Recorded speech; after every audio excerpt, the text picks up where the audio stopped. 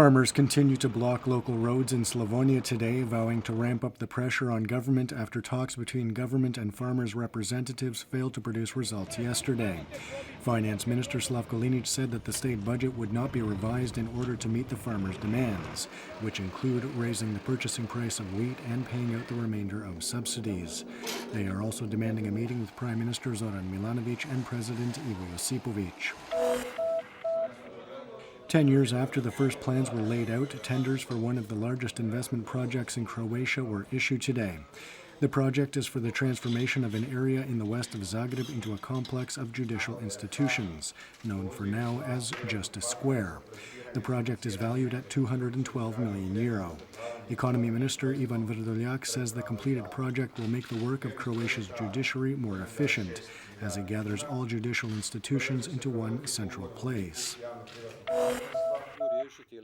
During an appearance on Croatian television last night, Vukovar Mayor Željko Sabo of the Social Democrats again rejected accusations from HDZ councilwoman Marija Budimir that he had tried to bribe her in exchange for her backing of the Social Democrats and the Independent Democratic Serb Party on the city council.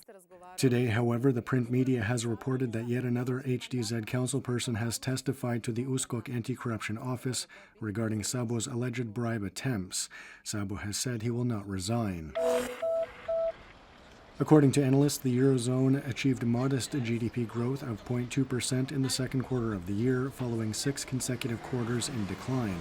However, the most vulnerable economies in the zone, such as Greece, Portugal, and Spain, are still slumping. Analysts say that recovery in the Eurozone should help kickstart the Croatian economy as well.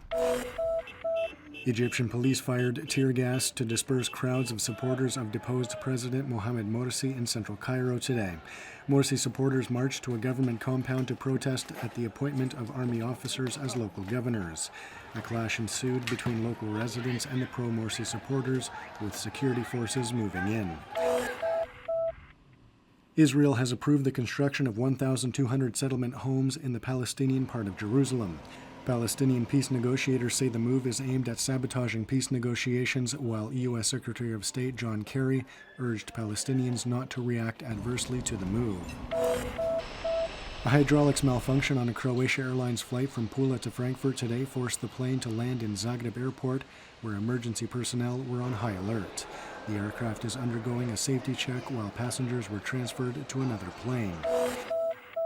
After a full 70 years, a box containing 2 cave insects has been returned to the Museum of Natural Sciences in Split by a German from Berlin.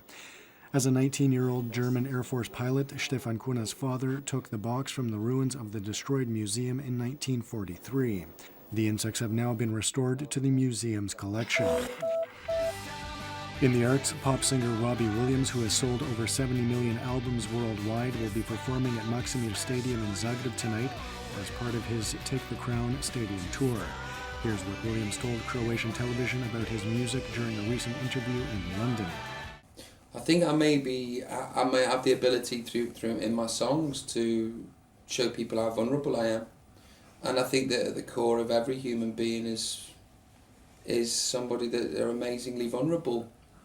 You know, and men in particular are scared to show their vulnerability, and I'm not. The concert starts at 8 p.m. Turning to sports, Croatian Sandra Perkovic today returned from Russia, where she took the gold medal in the women's discus at the World Athletics Championships underway in Moscow.